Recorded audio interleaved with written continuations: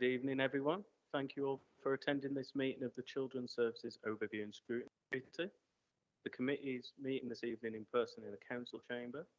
They'll be conducted by use of the hybrid meeting system to enable it to be streamed on YouTube. All our members and officers present. Voting this evening will be a show of hands. Vote has been carried. This will be recorded within the minute.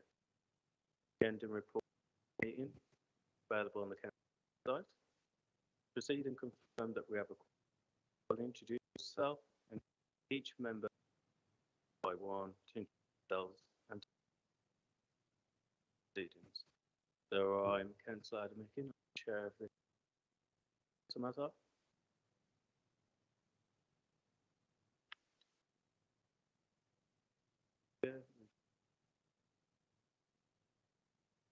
Councillor Flint. Councillor Flint, Bottle J Sword.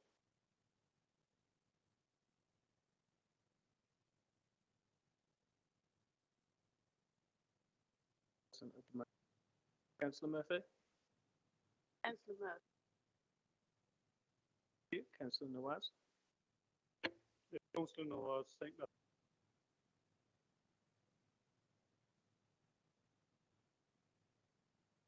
Councillor Rattigan. Councillor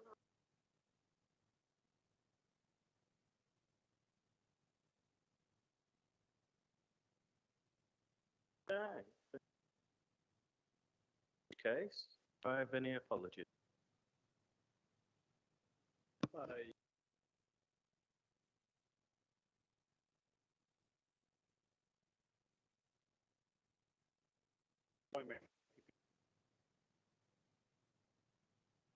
much. And Councillor Bashir might be. Any substitutions?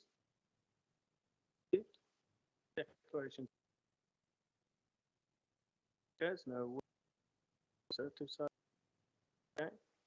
The Local Government Access to Information Act is private session is not. Then I have the minutes approved meeting held on the 31st of January 2022. Okay, it's moved. Seconded. Seconded by Kate. All those in favour?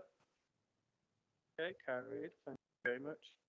Okay, item 6. Family safeguarding progress in 18 months. Attendance?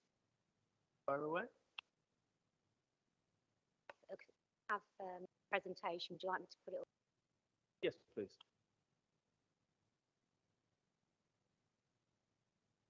Good evening, everybody. Just for ease, I amalgamated.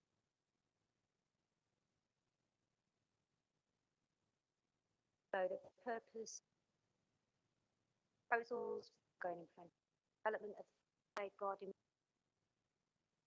partnership and for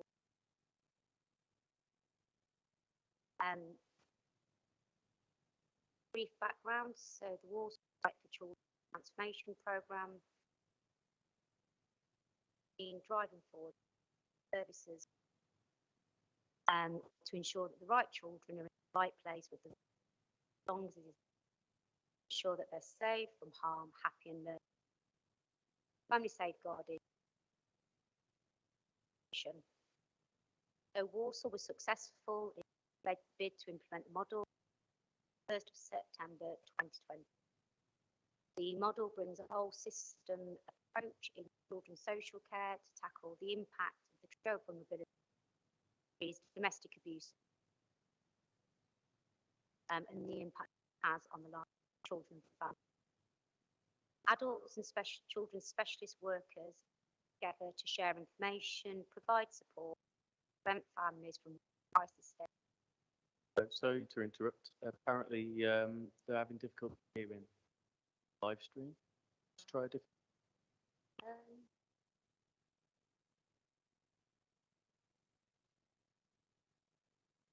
At least we know the people. Is that better? Sorry to deafen everybody. I would imagine so, but I'm sure Neil will tell us if not. Do you want to continue? We'll see how it goes. Apologies for that. Okay.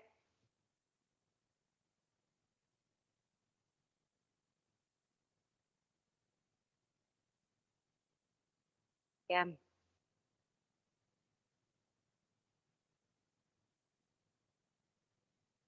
Okay, so just go back to the background. Oh God, it feels really loud.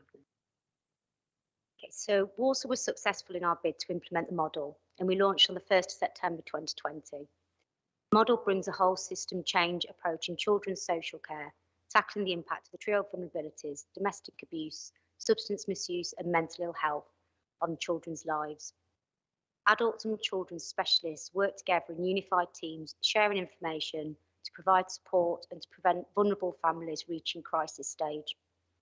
Council and its partners have been given initial investment by the Department for Education of 2.4 million over 3 years, which commenced in September 2020. This supported the funding of the adult specialist workers within the model, requirement to make the model sustainable by year 4, which is September 2024. Over the last 18 months, we've moved from strength to strength, both internally and in terms of improved practice, and externally in terms of improved partnership working. The model was originally developed by Hertfordshire County Council, who secured initial funding as part of the Children's Social Care Innovation Programme to design and implement family safeguarding in 2015. There are currently 80,000 children in care in England. One of the most senior judges in the family courts led a working group to investigate the problem. This working group found that there are a proportion of children who could have stayed with their families had they received the right support. The model offers a way of working with and providing support to families in order that they can safely stay together.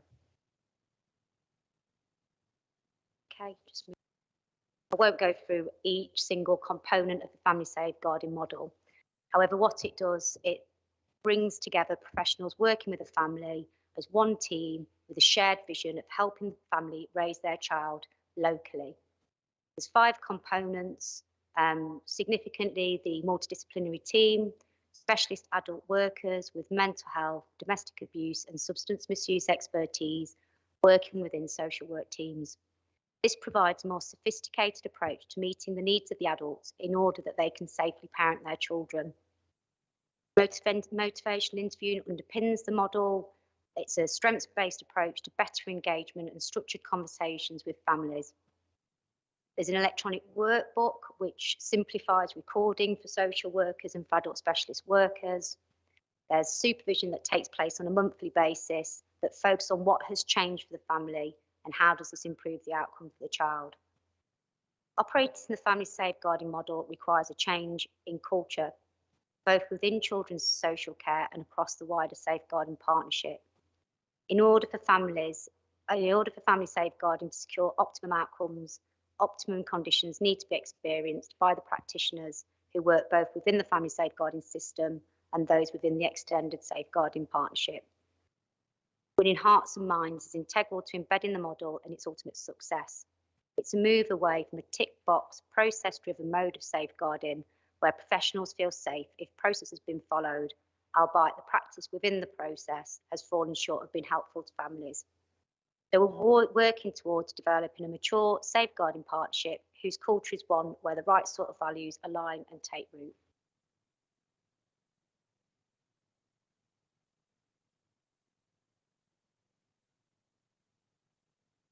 Just some local information. So Warsaw Right for Children ambitious transformation programme sought to ensure that support is provided to families locally and within families' own communities.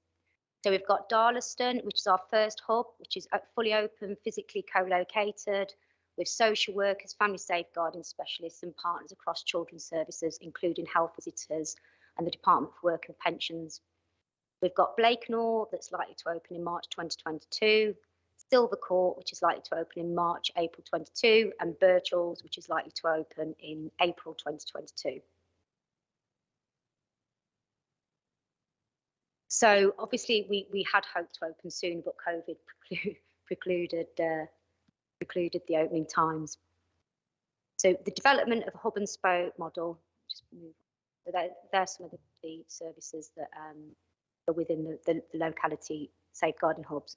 So the development of hub and spoke model consists of each children's services locality team having a hub, which is a day-to-day office where professionals have opportunities to work better together, as well as spokes. and this is access to a network of community buildings, providing opportunity through their work to connect the families that they work with community resources. Those spokes can be used for one-to-one meetings with families, group work, time to talk reflections, multi-agency training, family time meetings or supervised contact, and a touch base for professionals. The outcomes that we hope to achieve and we've seen to achieve are increased opportunities to pull on locality services and resources and less repeat demand on statutory services. Most importantly, providing better experiences for children, young people and families who can access local support and resources. Briefly mention governance. So there's local governance of the Family Safeguarding Model is provided through Walsall Safeguarding Partnership Board. This is underpinned by a detailed governance document, but there's also clear links with the Safer Walsall Partnership, especially on the issues relating to domestic abuse, and Walsall together on issues relating to primarily to health. National governance of this programme is through a quarterly return to the Department for Education, and this includes an overview of achievements, outline of risks and issues, milestones achieved and planned for the next quarter, financial and performance data. Our returns have always been met with excellent feedback, and we've been commended on both our transparency and use of evidence to underpin progress. Family Safeguarding Model is currently being evaluated, and What Work Centre have been commissioned to monitor our progress over the next 5 years using a mix of qualitative and quantitative measures.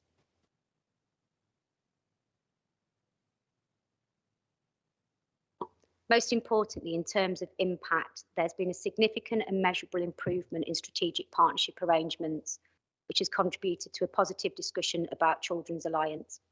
At a practical level, this improved partnership working has led to strategic developments across organisations to support children and families. We have led focus groups as part of the Family Safeguarding Model, securing the voice of the parent and the child. Families have consistently stated that family safeguarding was more participatory, supportive and empowering than their previous experience of social services. They have welcomed motivational interviewing and the multi-agency nature of the support. Almost without exception, parents and carers have told the evaluators that their quality of life has improved as a result of family safeguarding. Family safeguarding has also been shown to strengthen information sharing and decision making, developing the skills and knowledge of practitioners and minimising pressure for social workers through reduced caseloads. This has been demonstrated by the staff experience locally throughout the implementation. Most staff have been positive about the model. The model has also strengthened partnership relationships and arrangements.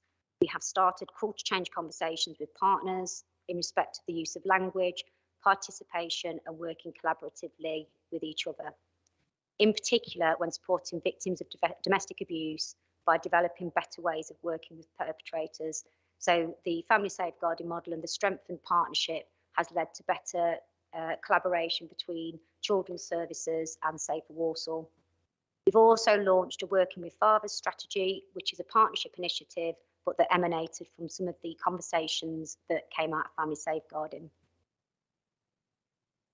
It just turns in some headline data. The number of children who are subject to a child protection plan has reduced from 370 in December 2019 to 227 at the end of December 2021. This is a reduction of 38.6%. This wasn't a stark decline, but this was a gradual decline that started when we began the training around the family safeguarding in 2019. For children aged 12 and under, the number of children subject to the plan have reduced from 318 to 181, which is a reduction of 43.1%, supporting more children via Child in Need as opposed to more punitive child protection planning. In terms of children entering care, we already know that nationally there are significant numbers of children entering into the care system. In Walsall, we have managed to safely reduce the numbers of children entering care by 31%. For children aged 12 and under, the reduction is 37%. Since go live, we've worked with 654 children and 319 families. A large proportion of those families, of sibling groups of 4 or over. So we are working really hard to meet the needs of families to keep children safely with their siblings together in the local community. We run a range of groups for parents that includes drug and alcohol and attachment. We're leading the work in improving the ways we work with fathers across the system. We've been undertaking, and we're part of a national agenda and influencing a national conversation around working with fathers. We're instrumental in the development and the delivery of the domestic abuse strategy for Walsall, and equally we are also working together to look at how we can work better with the perpetrators of domestic abuse in order to better support victims. We're working in locality hubs in the west of the city. That was commended by Ofsted in its recent Ofsted report. There was a commendation about the work of the family safeguarding model, in particular when they visited the multi-agency hub that was Darlaston. We're improving our workforce plan for our adult specialist workers, and despite the COVID, despite the pandemic, we have offered quite significant and specialist training for our workers across the borough. We're also linking in with other authorities across the West Midlands who have the family safeguarding model. So children's social care invest a large amount of money and resource in safeguarding children. Since this resource is to provide a statutory function which will continue irrespective of the considerations, the focus is on sustainability on those non-statutory additional resources to support family safeguarding. We've worked hard as a partnership and established much of the required resource and have plans for agreeing the remainder. The family safeguarding model was launched during the pandemic. Despite this, we have seen through a peer review, Ofsted and our own local data that the model has yielded initial positive results. I think now more than ever, we're seeing the post-COVID impacts of families whose needs are increasing. It's hoped that we're able to sustain the model in order to further improve the lives of children and families living in Walsall. That's it from me. I don't know if anyone's got any questions. Thank you very much. Seems like things are going well. I'm just wondering, have you got any details on the cost savings with this? So obviously we've gone to a process now where more and more children are being kept with their families. Presumably that has a cost saving somewhere. Do you know what that is? We're just working on this. Is all part of the sustainability. The strengths of the model in Walsall is that we have done it very much as a partnership model, and that's so that we can create the right environment across the whole partnership to embed this new way of working, because it is around a cultural change around the way that we work with children and families.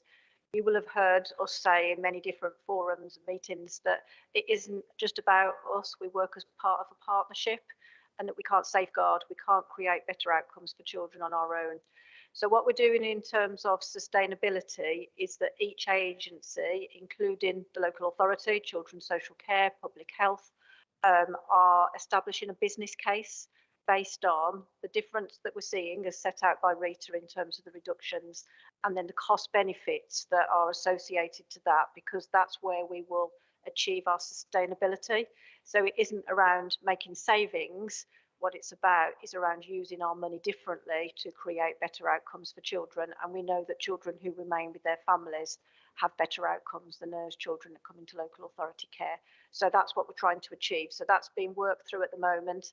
I chair the Family Safeguarding Management Board, and we've got a proactive group of agencies working together now to establish those business cases to set out the cost benefits of the model, which we will then be seeking to achieve on a partnership basis to enable us to make the model sustainable. Thank you very much. I appreciate that. The reason why I asked was because I know obviously in the late part of the report that you've got still a funding shortfall for like years 3 and 4. So obviously whatever savings you make on this perhaps would be something what could be utilised along that. I understand that Councillor Wilson, the Cabinet member, wants to come in on that point. Thank you for that, Chair. I just want to say a couple of quick thank yous first. First to Rita for the report, and secondly to echo the point that Colleen made about the partnership working. So we need to thank our partners. We can't do it on our own, and we've got a fantastic group of partners that we work closely with.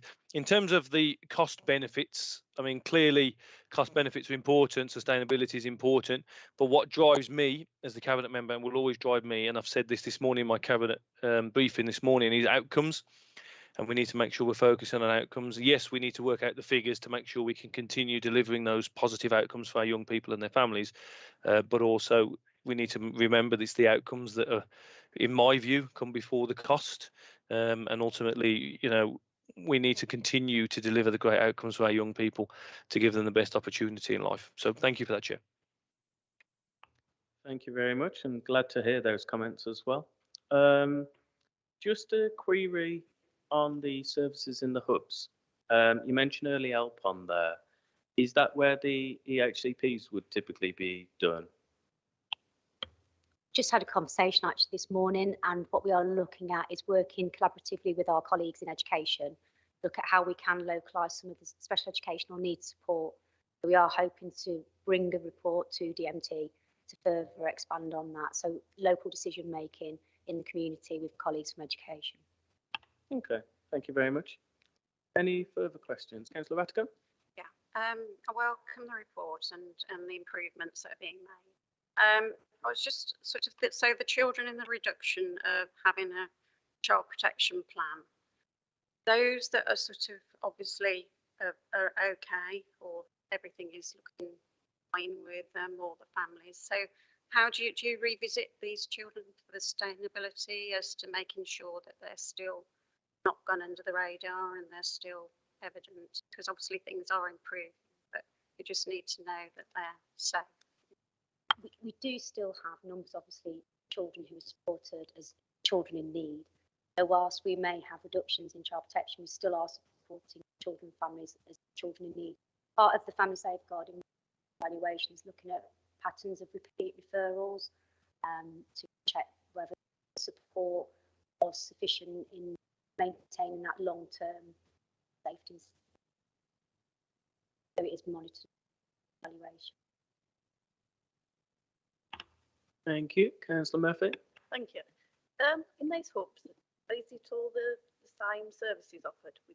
You get some in one hub and some in another hub?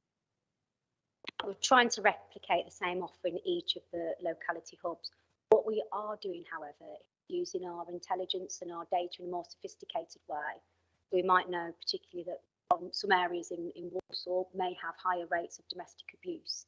So it may be that we increase the domestic abuse offer in some of those areas. It is, yes, there will be that replication, but it's just using maybe the intelligence in a more targeted way so we can meet the demand in those localities. Thank you. Okay. Councillor Nawaz? Thank you, Chair. Very impressive what you've told us, but are there families that aren't suited to this kind of intervention, or do we look at every child who has the possibility of community care and try and send them through this pathway? That was my first question. Answer that.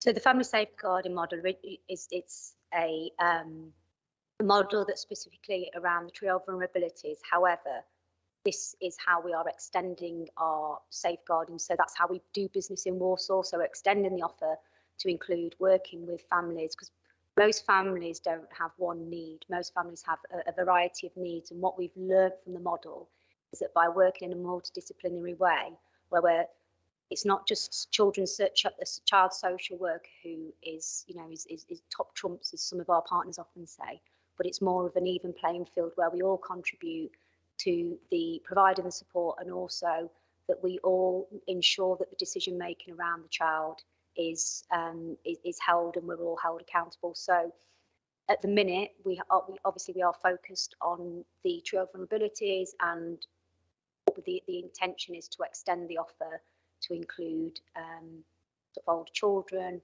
We're looking at different pilots, looking at neglect, looking at particular large sibling groups. Right. Yeah. So one question is who takes the lead? So who's the person who coordinates which services are required? One question. Second question is, I may have missed it, but what input has the community got within this new model? Okay. So in terms of who takes the lead, there'll be a child and family assessment that will identify the need of the family. So if there is a need for domestic, if there's a need for domestic abuse victim support or perpetrator support, then that's what the focus will be. The group supervision for the family is chaired by the team manager in children's social care. However, each partner who's part of that multidisciplinary team has they focus on the outcome for the child, so they'll rate green, amber, red in terms of level of concern. So the whole purpose of the group supervision is to determine whether the support that's been provided to the family has been sufficient to reduce the risks to the child and by meeting the family's needs. And it may be that we can't do that, but that we've got a multidisciplinary perspective on why that is, or hopefully do that. Yeah, I understand that, and I understand the thinking behind it. What concerns me, and perhaps my concern is really shouldn't really be there, but basically, when we have a group of people looking after the child's needs, in my view, they get lost. Where you need one person who makes what the conversation we've had on a different subject. I think maybe in the last time we met.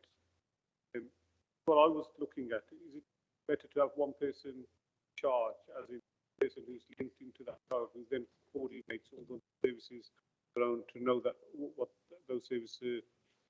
services are needed, and to ensure that that child is getting the services he or she needs, and therefore the accountability stays with that one person, through that one person, with the rest of the group, but particularly focused on that one. The lead person, the lead professional is always the child social worker. That is set out within working together. The idea of the model is because as social workers, we frequently spend our time talking to families to say, we're here for the child, we're here for the child. But clearly we can't address the parents' needs through the child because the parents have complex needs. So the idea of the model is that there are people there who are there to help the parents. But the responsibilities of the lead professional, the social worker, is clearly set out within legislation. So we're the people who make the decisions. And it's good to make that point, because obviously people watching this may feel that it's going to a group for every child to be looked after. That's good. The second question was, what input has the community got within this new model, if any? Well, as part of our transformation programme, over the next 12 months, we're looking to build that community resilience, and we're working really hard together with colleagues across the system to look how we can connect. And that's the whole point of moving into hubs that have then got corresponding spokes. So we can look at what resources, because what resources are available to the family locally, because what we want to do is build that community resource in order that once we withdraw our statutory service, or the family no longer meets the threshold for statutory support, we can then step down into community resources. And I suppose that's where we would have hoped, if had it not been for COVID, we would have already been physically co-located.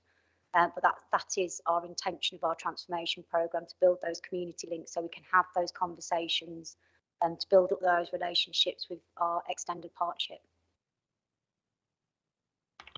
Just before I bring in other councillors, when these hubs open, your point of view for the work that you do, is that the localities model or fully set up at that point, or is there further work that will be going on after April? I think there'll probably be there'll always be further work to improve relationships and make sure that we have those. I don't think it'll ever, yes, we'll move into localities and hopefully we'll have those developed ways of working. Just from this morning with colleagues in early help and education, we're looking at extending what it means to work in a locality and how we can deliver services to children and families via special educational needs and some of those conversations. So with everything, there'll be development and making sure that that we learn from maybe what didn't work so well and improve in areas that have worked well. Okay, so it'll constantly be evolving then? Yeah. Okay, thank you. Councillor Bashir? Yeah, I've got several questions. Can I go through all of in terms of page 4, you mentioned about the perpetrators. I just want to ask, at what stage is the Councillor the Bashir, perpetrators? could you just angle your microphone a little bit? Sorry. Thank you. Is that better? Yeah. What stage is the support offered to perpetrators? Because sometimes, obviously, the perpetrators go through the criminal justice system where they're sentenced. Is it after they serve the sentence or during or? We quite often, most of the perpetrators within that we work with are non-statutory offenders, so they potentially won't have that statutory intervention. So we would provide the support in a non-statutory setting before they may not have even been criminally investigated for whatever reason. So we would offer it to non-statutory offenders. And what type of support is it? Is it like courses they have to attend or? Now, so we're actually doing quite a bit. So there has been, there's been an obviously national shortage of probation officers, which has impacted somewhat on the model and the delivery of that probation element of them. But what we have is there is group work. We also have been partnering with Entering West Midlands, which is a organisation that's been working in Coventry for 8 years. We worked in collaboration with the neighbourhood police units and the Safer Walsall partnership to look at how, and Black Country Women's Aid, to look at how we could deliver support to perpetrators that was aligned to the model and the values of the model. So whatever we do, whatever support we offer to perpetrators is absolutely in line with the thinking for victims. So we have got group work, we haven't got a course. We are undertaking and looking at how we can deliver a wider offer of perpetrator support across the partnership, not just as part of the family safeguarding model. But that's the current level. So it's one-to-one individual support to perpetrators to stabilise their life and also to look at the behaviour change and look at what is the triggers and how we can secure accountability from the perpetrator rather than constantly focusing on the victim to keep themselves safe, for want of a better word. So that's the intention. I think at one point, because I used to work for a domestic violence support group years ago, the police did that, you see, before they did similar training courses for perpetrators. And so that's the reason I was asking what type of support, because they did similar things and they did that even when they were in prison or due to similar courses. And that's why I was checking to see what you're doing. On the same page, you mentioned the headline data for children who are aged 12 and under. That are, you mentioned on there, the positive results. Do you have data that you collect from schools, those positive results? In relation to positive results as in school attendance? Yeah, we are looking at that. That is something that needs to be, absolutely, that's something that needs to be developed in terms of the partnership, collation and cross-referencing of the information, because I do think there needs to be an interlay. So obviously, better outcomes for children means also keeping children in school and avoiding exclusions. So we do need to sort of overlay that data so we can get a wider picture around, because it is about making sure support is provided to keep children safe, happy and achieving. Yeah, I've still got a few more questions. On page 5, you mentioned overall the number of children who entered care is reduced by 31%. For children under 12, reduction is 37%. Is there any reason why there's a difference? Any particular reason for that? I think that the model works mainly with under 12-year-olds. I mean, that's what the evaluation is for, but there probably is, that's where the focus and where the evidence base comes from. However, we are looking to extend that to over 12-year-olds. But I also think that in terms of accommodation, we have come through a pandemic. We have had adolescents who struggled during the pandemic, either because of autism that's been exacerbated, mental health concerns and breakdowns of families. So we have had those issues with some adolescents post-COVID. On the same page, you mentioned 9% in terms of child protection plans that have ended. 15 ended for other reasons. Could you give us examples of what these other reasons are?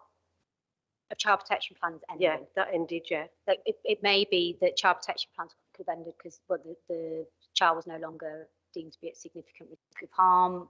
Sorry, what page? Just so I can remind Yeah, myself. it's all the reasons, because you mentioned 53% step down, 61 step down to CIN, and 24 no longer a risk of harm. But on the next line, you mentioned 9%, 15 ended for the reasons.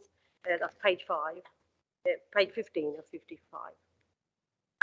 While Rita's looking at the detail, I can give a quick answer to that. Children also leave a child protection plan because they've left the area and they move to another local authority area, and that area picks up the child protection plan. But also children leave a child protection plan because they have come into the care of the local authority.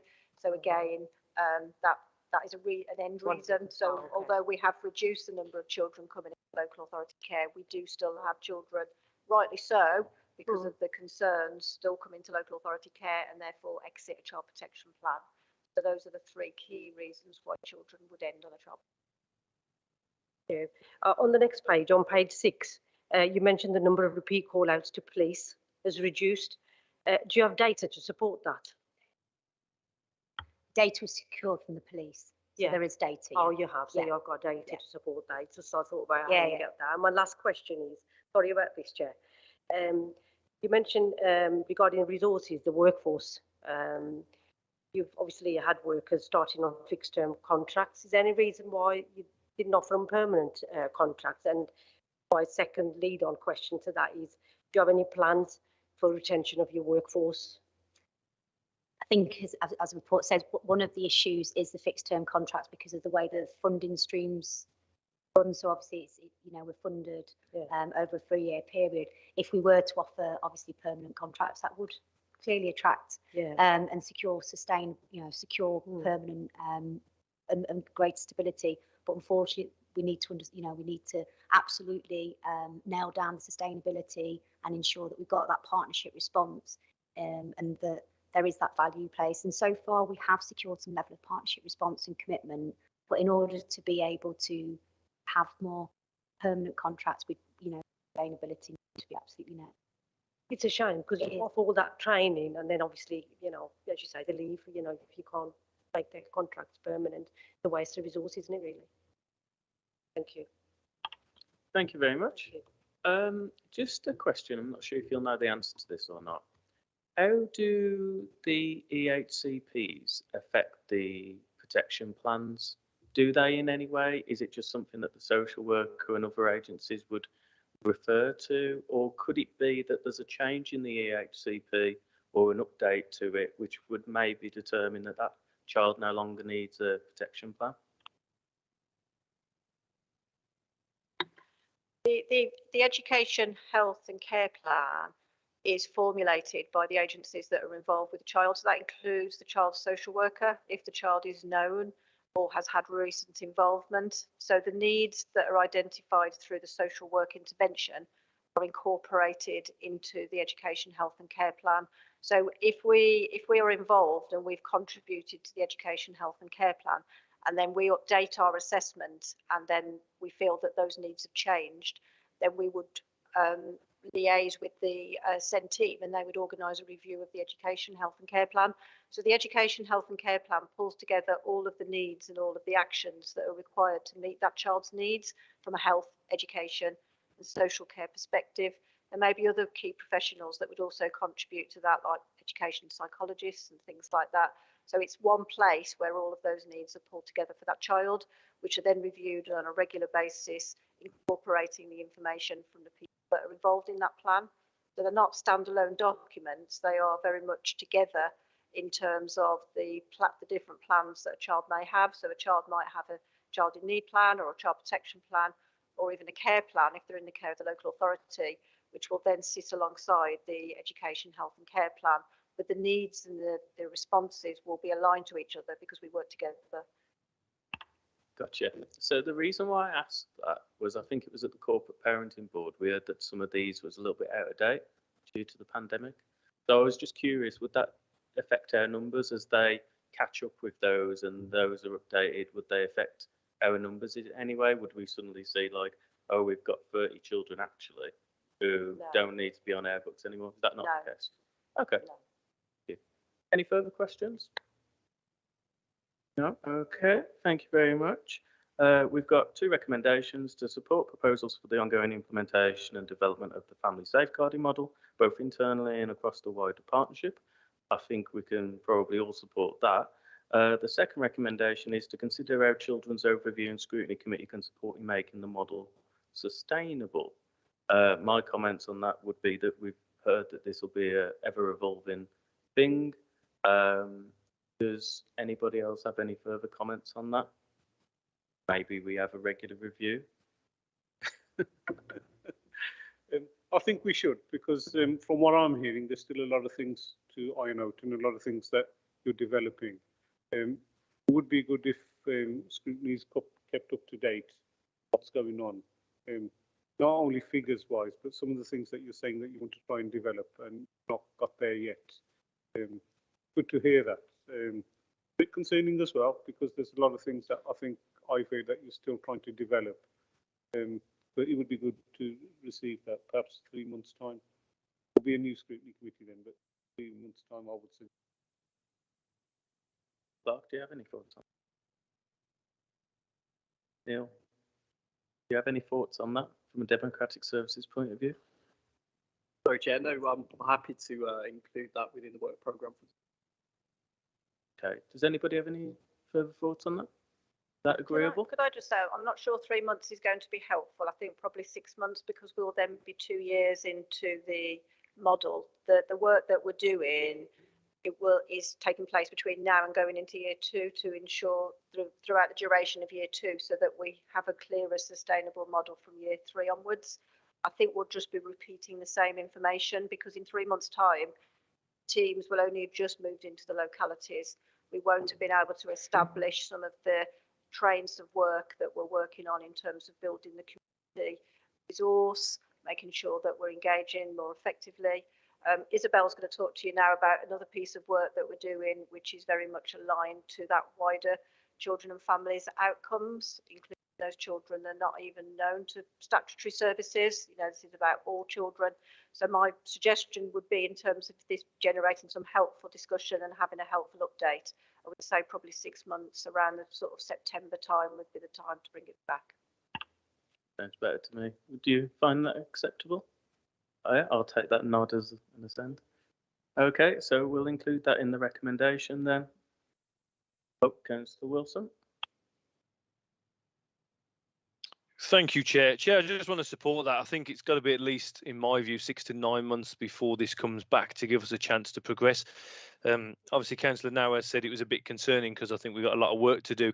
I think we're just being honest and open with scrutiny, that we are on a journey, and we have got a lot of work to do, but it's going in the right direction. But my suggestion would be at least 6 months, if not 9 months, to give us a chance to see that journey and that progression. But I'll leave it up to you, Chair. Thank you. Thank you very much. Anybody want to change the 6 months recommendation on this? Yeah, Councillor Coe. Yeah. Is that agreed?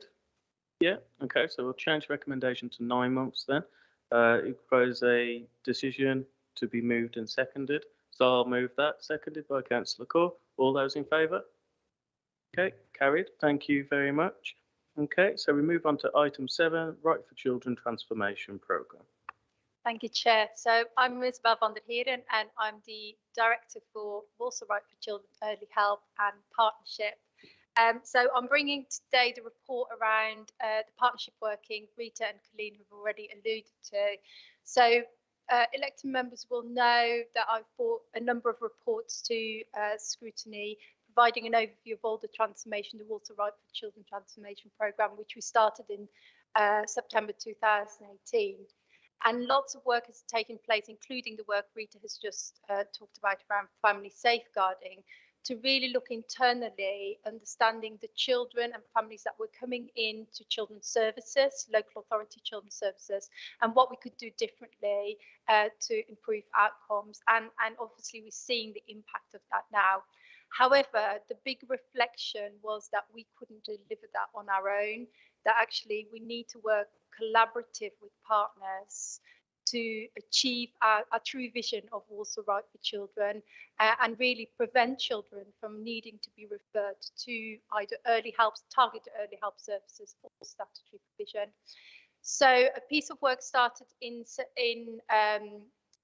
March 2021, which was really looking at the partnership and where we had some time and space to put children's voices at the heart of what we were doing and thinking. So we did a review of the partnership, and what that review was saying is there was some really good work going on around thematic issues, so safeguarding, domestic abuse, mental health, but there wasn't a space or a space where partners could come together around really looking at what was it like to grow up in Walsall and what were some of the critical issues that we needed to think about.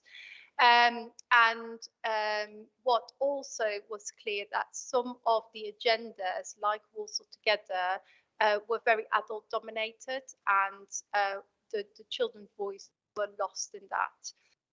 So through partnership conversations, we agreed that partners would come together and look at how we could work differently, putting the children and young people and family voices at the heart of our thinking and doing.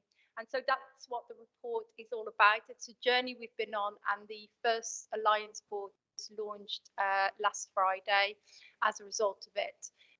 So what we have established is a Walsall strategic alliance. The reason being is because at that very first workshops, people were saying, actually, we don't need another partnership board where we talk projects, and we need to look more longer term. And we need to not bring our own organisational agendas, but again, we need to kind of look at what is it like growing up in Walsall, what are the things that we need to collaboratively do together rather than our partnership agenda. So very different way of thinking and doing. The one thing that was missing was the children's voices in that. So absolutely, after the first workshop in April, what we agreed to do was to gather those children and young people's voices. So we did a piece of work called the Daily Conversation, which was part of our Transformation Big Conversation programme.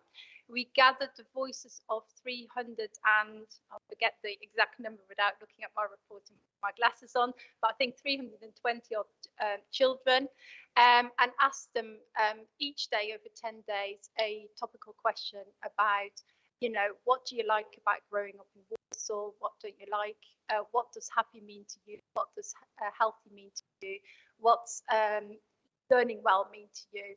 And so instead of using a survey, we used relationships that practitioners, voluntary sector, social workers, early health workers had with those families to gather that information. So we had really rich quality information. Alongside that, there was two key pieces of work that also informed the voices of children and young people. One key piece of work outlined in one of the appendixes is a public health report where they did an in-depth interview with 7 young people. And again, we considered that as part of the learning.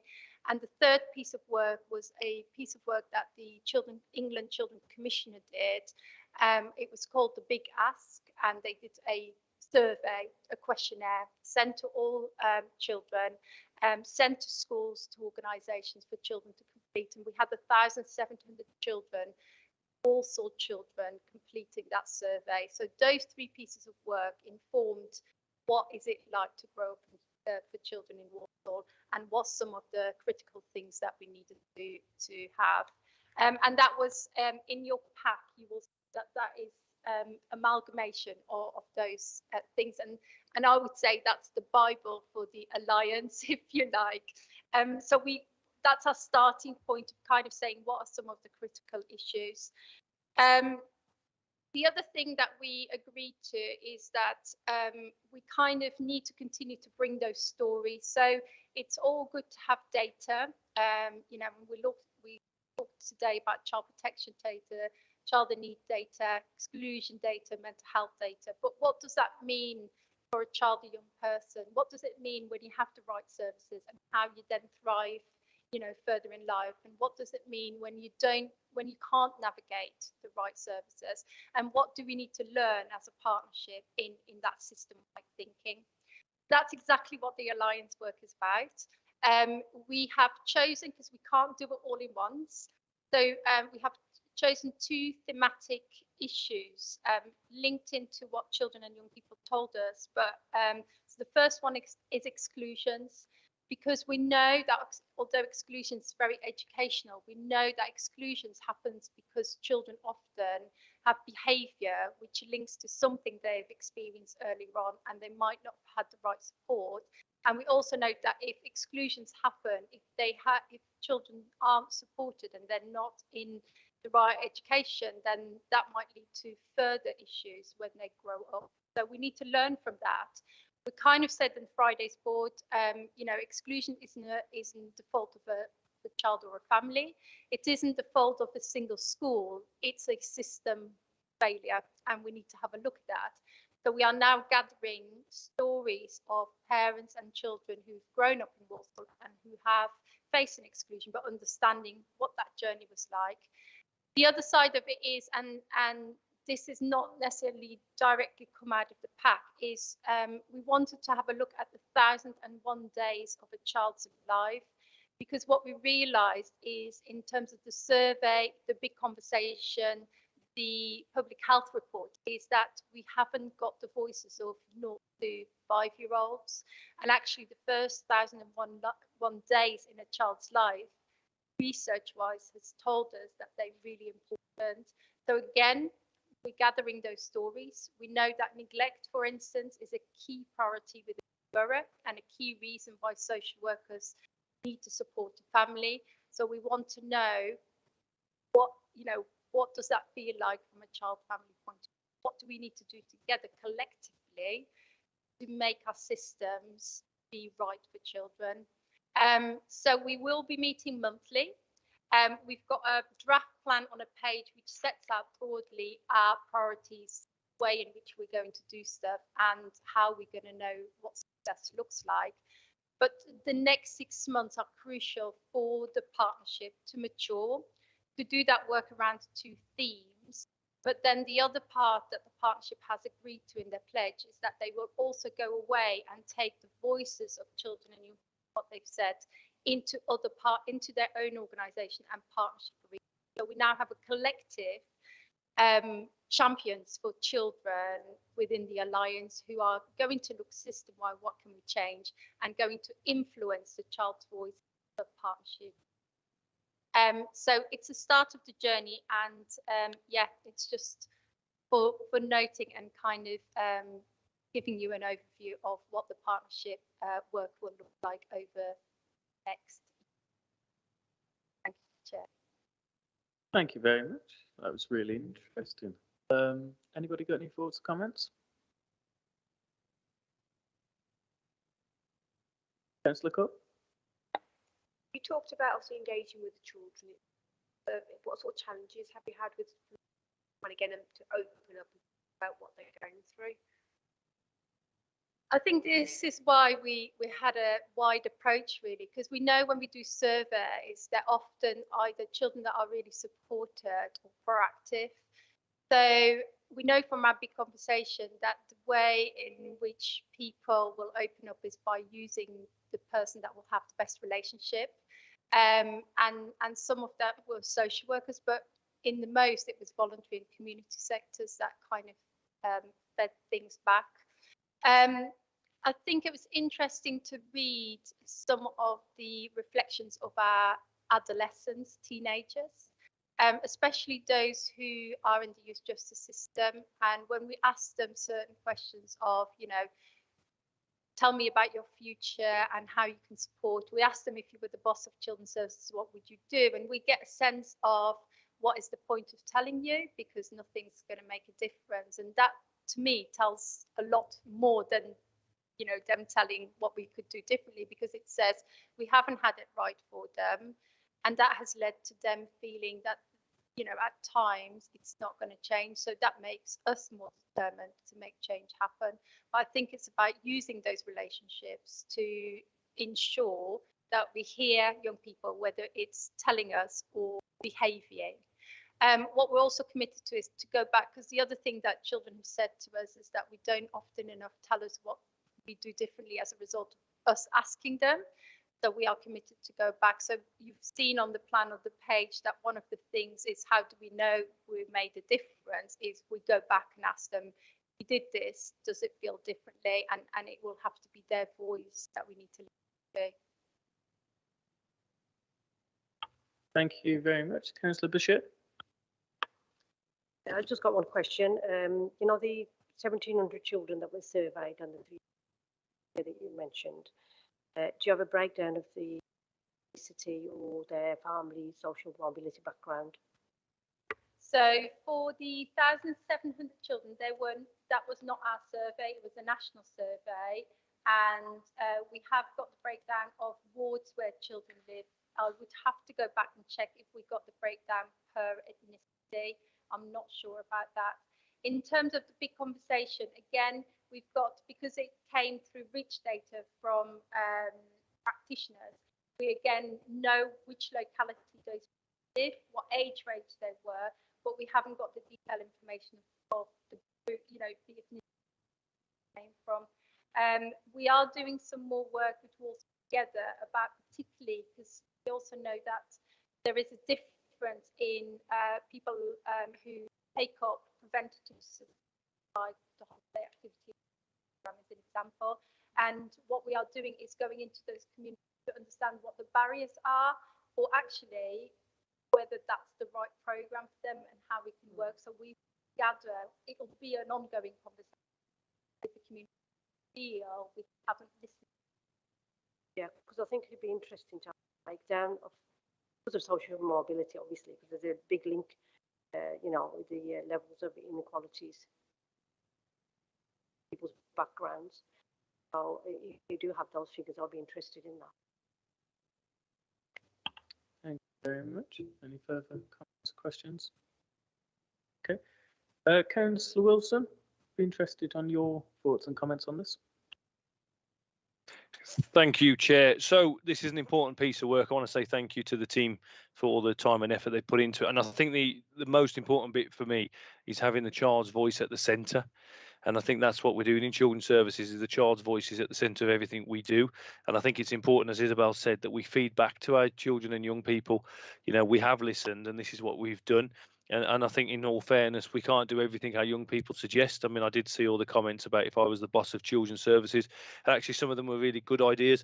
Some of them, were probably good ideas, but we couldn't implement them for whatever reason. So, important piece of work. Still, again, this is in its infancy. So this is another item where we'd love to come back in the future when we've had a chance to embed it more and feedback to scrutiny. But great piece of work, really important. And thank you to Isabel and the team. Thanks, Chair.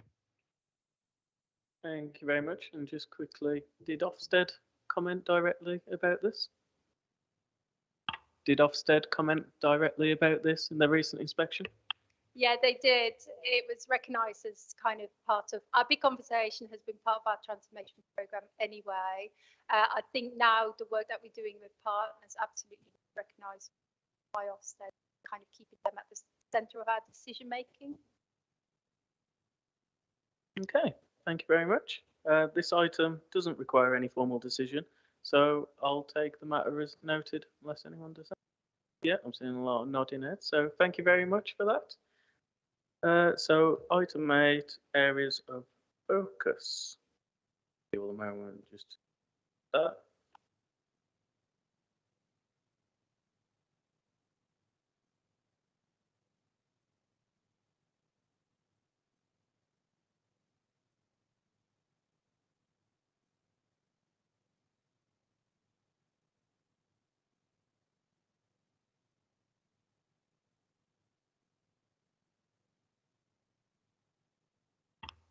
From the director's point of view, is that all appropriate still from your point of view? Does that still look okay? Yeah, absolutely. Yeah, so able to deliver on that. Anybody else got any thoughts or comments? Obviously, it's the last meeting of the year.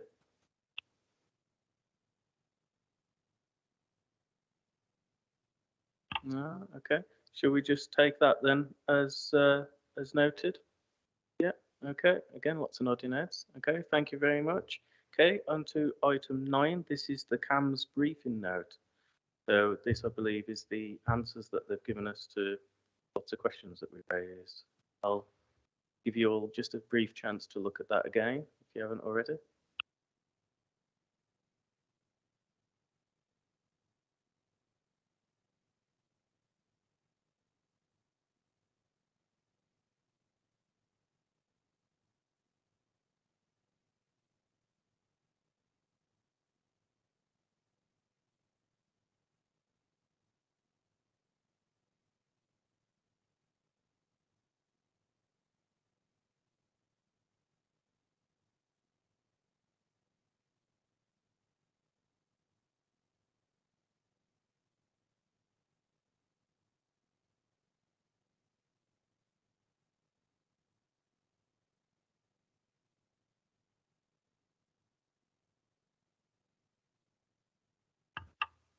See, this part isn't necessarily for a discussion. However, I'm conscious of the fact that there was a lot of questions of CAMS times that they've been here, both to this committee, parenting board, and it would be helpful if there is any further concerns or questions that we could get those noted down.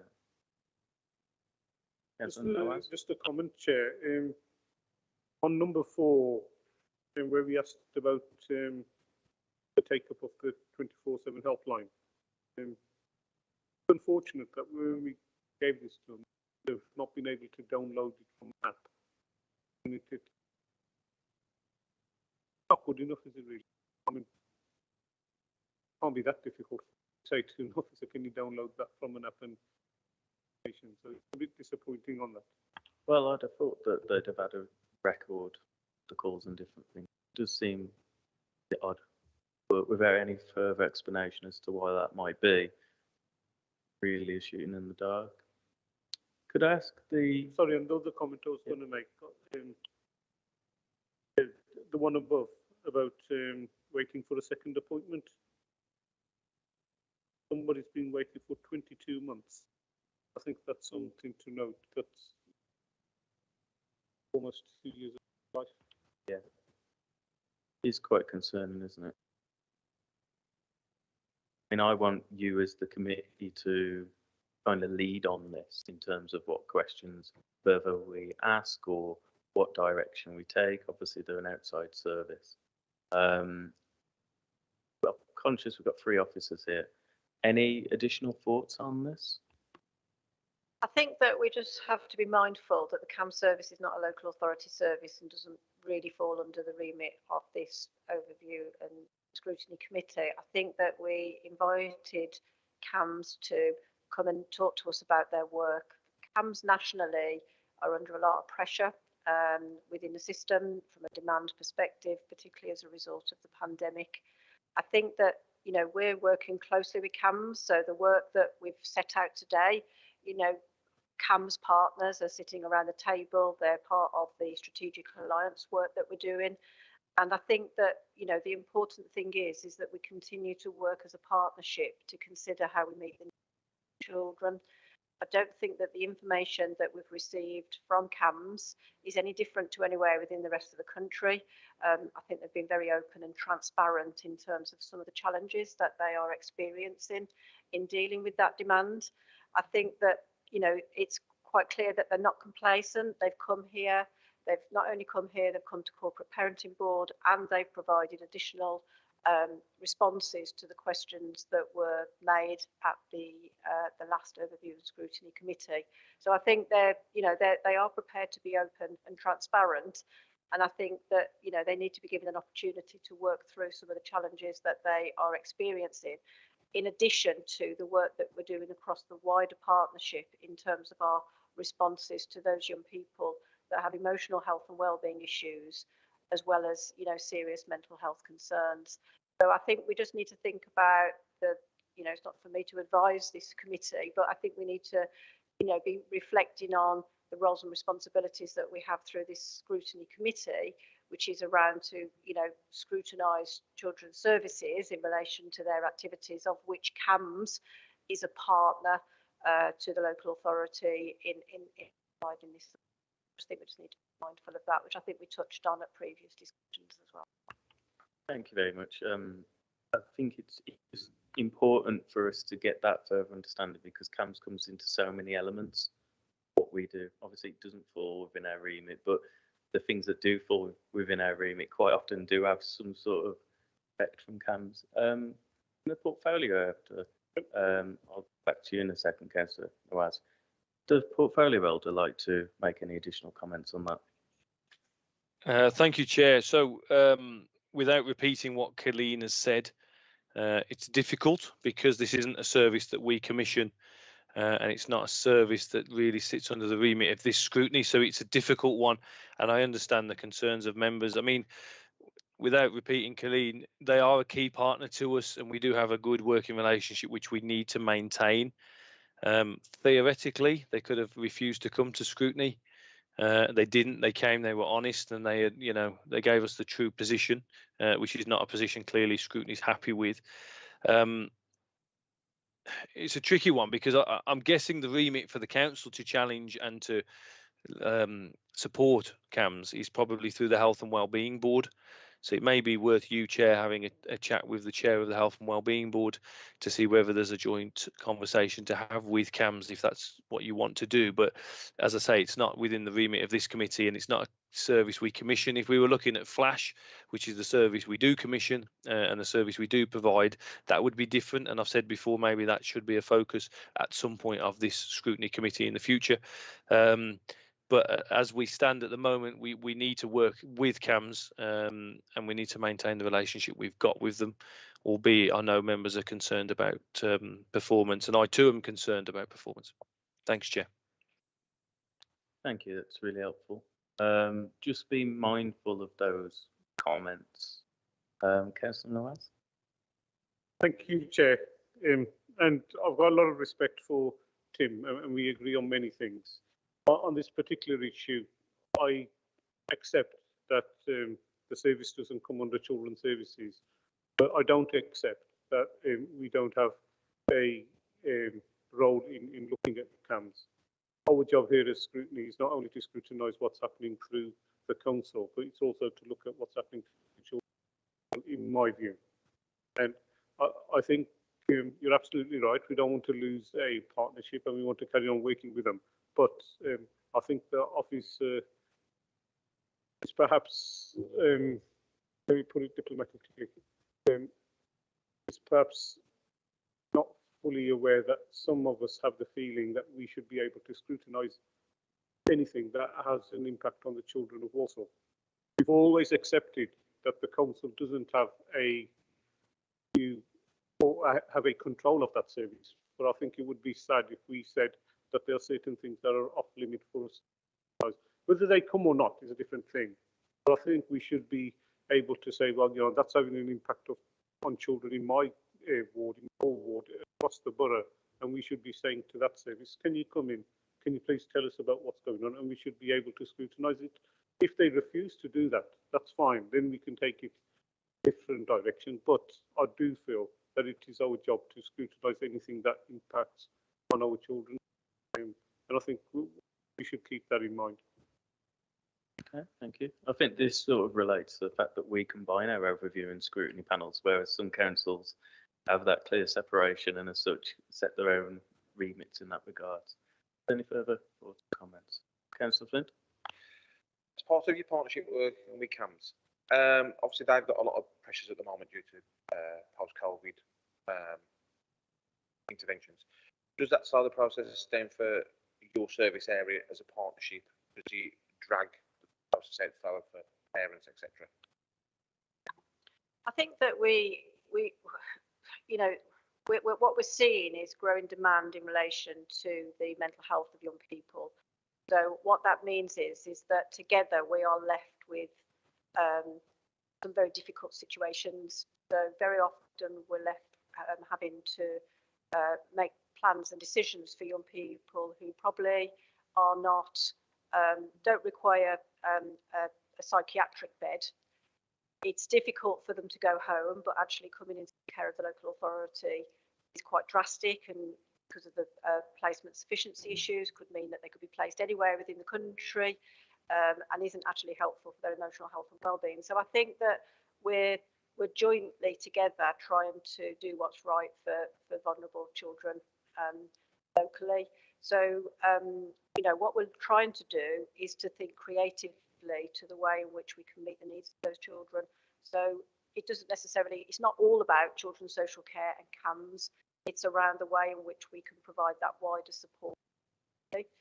So we're just at the point now where we're sort of recognising that we need to think about the ways in which we can work differently together to meet the needs of complex young people, because that traditional way of working is being compromised by demand, capacity, and our ability to be able to access the right support at the right time because of the growing pressures on the system. So we're having to think differently. So, you know, those are the conversations that are taking place at a senior level in terms of, okay, and just at Walsall Together, Isabel raised this issue there. So we're trying to open up those conversations in the correct arenas where there's opportunities for the right people to come together to think about how we respond creatively and which meets the needs of children in the life. Just to add to Colleen, that you will see from the fact that emotional health and well-being and health is a key issue for children and young people. So it's something that the Alliance will have, and again, it comes back to that partnership. Thank you very much. Councillor Wilson, you want to come back in?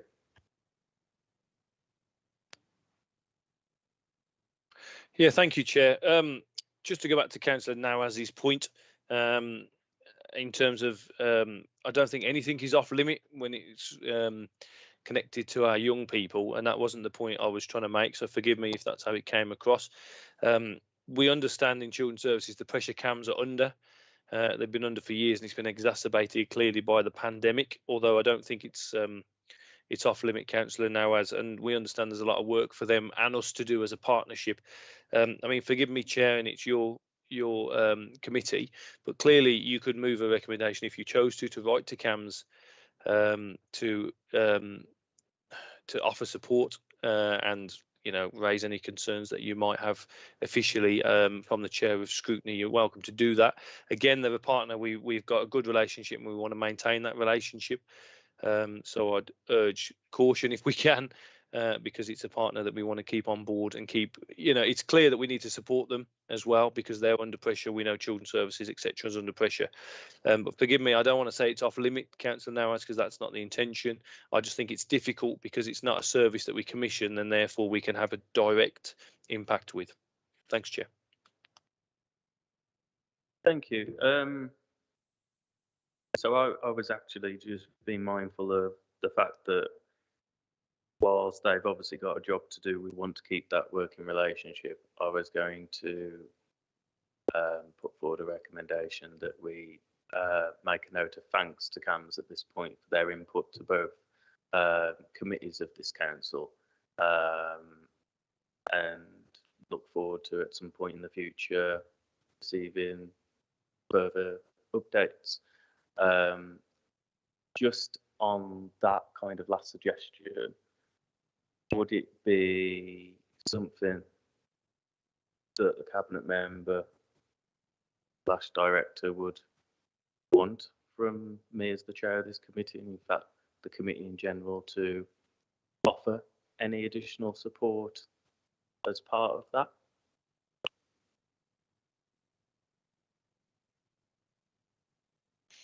Chair, if I may, I don't think it would do any harm. I think we acknowledge, or scrutiny committee acknowledges the difficult position CAMS are in. They've been open and honest with us, and I think we should. My personal view is it wouldn't hurt for you to, again, like you've just said, Chair, thank them for coming, offer any support that we can give. That wouldn't do any harm at all. Colleen, you happy with that? Yeah, I'd agree. And I think it's, you know, what we want to do is create the opportunity to keep the conversation going. But it's, you know, it's keeping that engagement with them in a positive way. Because I think that because of the priorities that are being identified at the moment by Walsall Together and through the Strategic Alliance, this is an area that will continue to be developed. And then perhaps going forward, rather than the focus just being on CAMS, we can bring in the wider partnership in terms of how we are responding to emotional health and wellbeing going forward as a partnership, because, you know, in the same way that I always say it's not just about children's social care, it equally isn't just about CAMS as well, because we all have a responsibility to meet the children across Walsall. So I think by doing that letter and keeping the conversation going, it creates the opportunities for us to update members on that wider piece of work as well as seeking the assurance from CAMS. Thank you very much. Unless anyone would dissent, bearing in mind we want to continue seeing this working relationship to continue and improve, would committee be minded to allow me to draft a letter with the cabinet member and potentially with officers of the council as well to CAMS, thanking them for their attendance at both meetings and the answers they provided to our further questions, and we look forward to seeing them again in the future, something along those lines. Anyone dissent to that? Thank you very much. I've seen a lot of people nod towards that. Okay, so that concludes this meeting. The date of the next meeting will be the 13th of April 2022 at 6 p.m. Thank you very much for all your attendance and reports and presentations.